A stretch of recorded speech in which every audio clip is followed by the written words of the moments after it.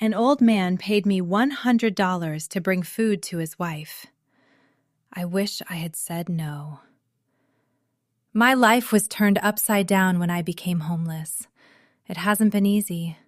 I lost my job, my home, and I spent all my savings trying to survive while searching for my next job, and even that now seems impossible.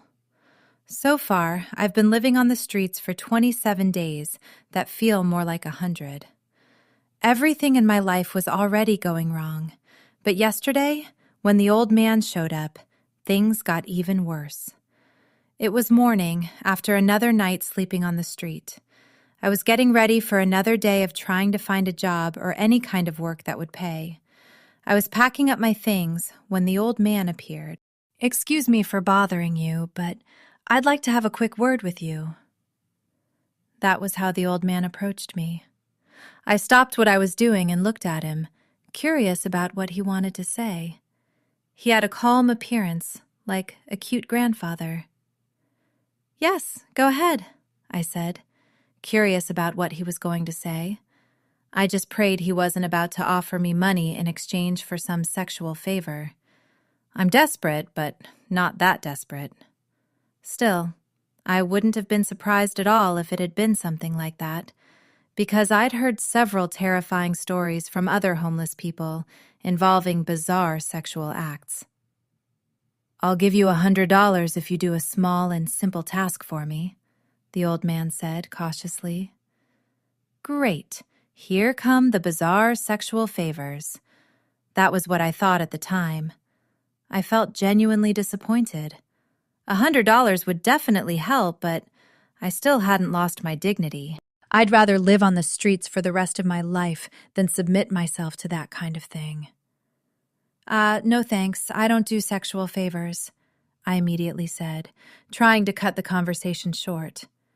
I was already feeling disgusted just looking at him. "Oh, no, it's nothing like that," the old man said with a laugh. My curiosity returned. If it wasn't anything sexual, then I was interested in those $100. "Oh, okay. So what do you need me to do?" "I need you to take this to my wife for her to eat."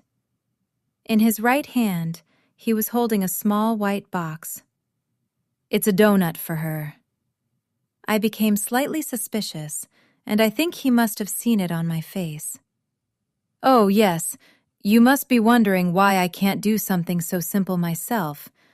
You have to understand, I'm old now. Climbing stairs is difficult for me, and I can't walk more than 100 meters without losing my breath," the old man explained, and it actually made sense, although I still found the whole thing strange. "Okay, and you're giving me $100 just for that?" I said, still suspicious that there was something else he wasn't telling me. "Yes, you just have to take this donut to my wife. Our house is very close by, but unfortunately it's difficult for me. It would be quicker if you did it. It would only take you 5 minutes. Besides, I'm not going home just yet. I still have some things to sort out regarding my pension." It was a simple task. Too simple. But I didn't ask any more questions. Honestly, I didn't care about anything else except those $100 practically being handed to me. At the same time, I'd also be helping an old man. "Okay, I'll do it, but I need the money up front," I said, not wanting to get scammed. "Oh, yes, of course," the old man said as he took out his wallet. He pulled out a $100 bill and handed it to me. I grabbed the bill and immediately put it away. It felt so good to receive that money. I was already thinking about what I was going to buy. Food, mainly. I was going to make that money last as many days as possible. The old man explained where he lived, which was actually close to where we were. During the walk to his house, I couldn't stop thinking about how strange the whole situation was. The old man had given me $100, an address, and a donut.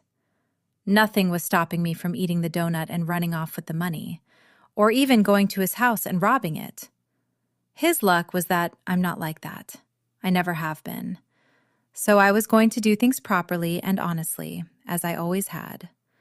Little did I know that the best thing I could have done would have been to run away with the $100 and never look back.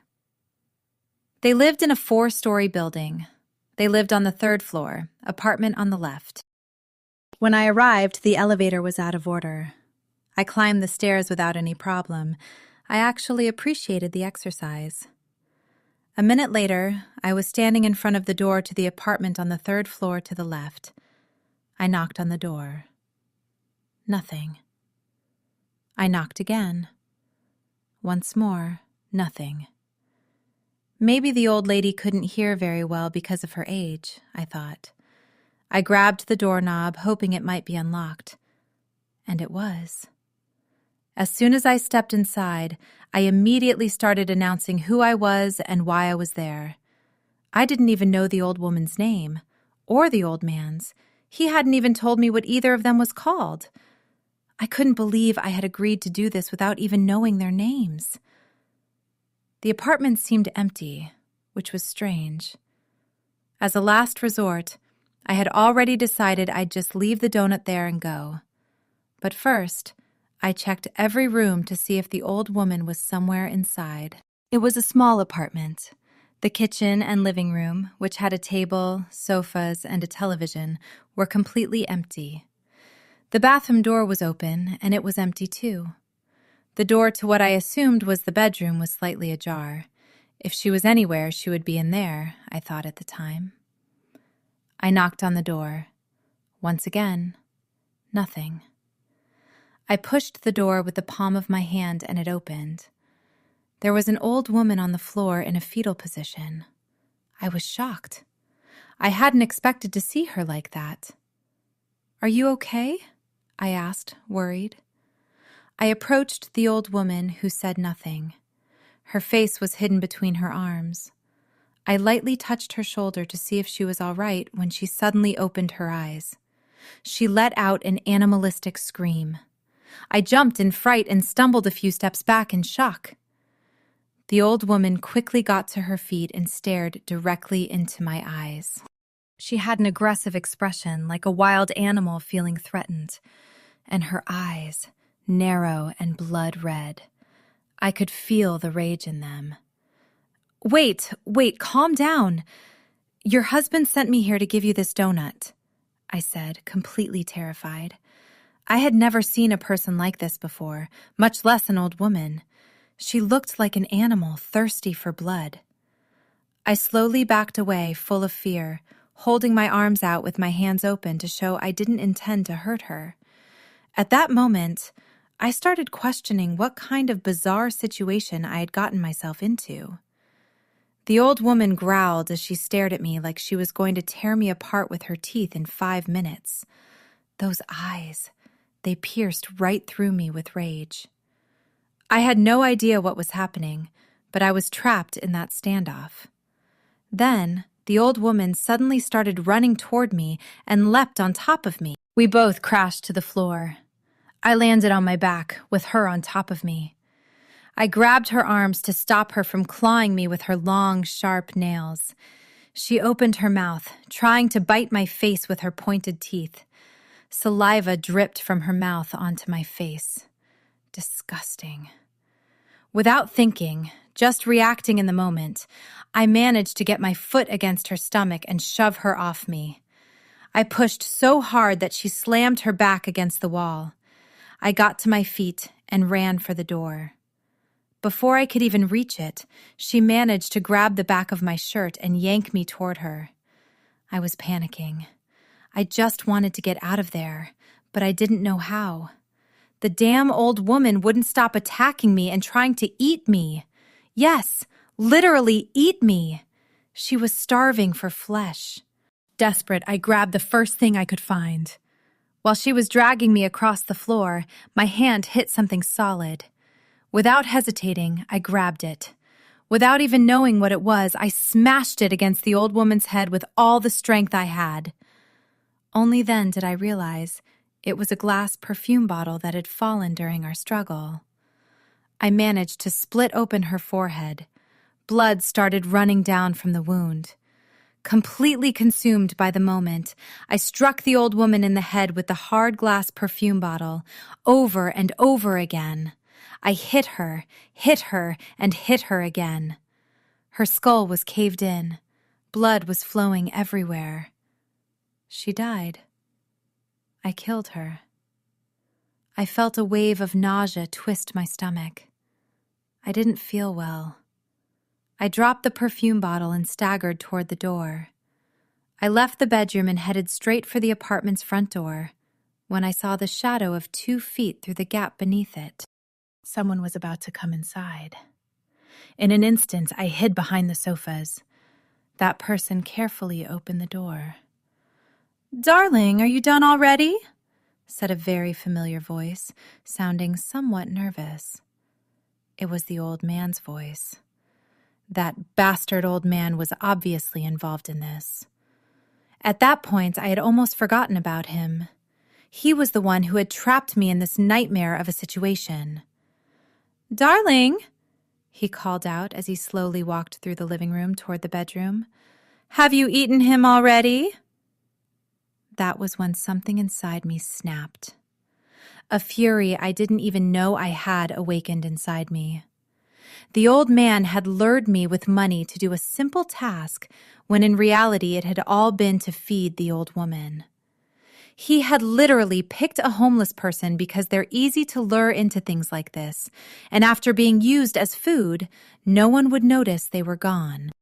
What was supposed to happen was for me to show up here all happy because I had $100 in my pocket and was delivering a donut to an old lady, only to end up becoming her meal when I found her. The old man stepped into the bedroom. When he saw the old woman with her head crushed in, he started crying and mumbling something to himself. I quietly slipped out from behind the sofas and grabbed a frying pan that was sitting in the sink from the old man's breakfast. I walked into the bedroom. The old man was bent over the old woman's corpse, or that thing, whatever it really was. I approached him and struck him hard across the head with the frying pan, knocking him unconscious. When the old man woke up, I was sitting in front of him. He was sitting on a chair with his hands and feet tied with bed sheets I had taken from the bed. He was tied up so tightly with so many knots that escaping was impossible. "How many times have you done this?" I asked him directly. "What?" he said, still dazed and confused. "How many times have you done this? Manipulating homeless people to feed that thing," I said, losing my patience. "That thing is my wife," he said seriously. "Answer me!" I shouted, holding a kitchen knife I had found in their kitchen while he was unconscious. Okay, calm down," he said fearfully when he saw me handling the knife in my hand. "A few times." So this wasn't the first time he had done this. It disgusted me just to look at him. What the hell was wrong with the old woman? I asked. At that moment, I wanted to know what had made her become so animalistic. Ever since we came back from vacation, she's been acting like a rabid animal. I don't know. Something happened. Every day since then, she's become more and more hungry for flesh. Human flesh, he said without looking me in the eye. I loved her too much not to find a way to feed her. I had heard enough. I didn't want to know anything else. I stuffed a piece of bedsheet into his mouth so he couldn't make any noise. He tried to speak and scream, but he couldn't. I took the key to the bedroom door and left. I closed the door behind me and locked their bedroom door, leaving him trapped inside with the old woman's corpse. I shut the apartment door and walked away. When I got outside onto the street, I threw the bedroom key into a street gutter. There were people who didn't deserve to live. I decided to bring some justice for the people that they killed. His wife's bizarre condition was strange, and I didn't want to think about it anymore. I had almost died. I had almost been eaten alive. Now it was time for the old man to be punished for what he had.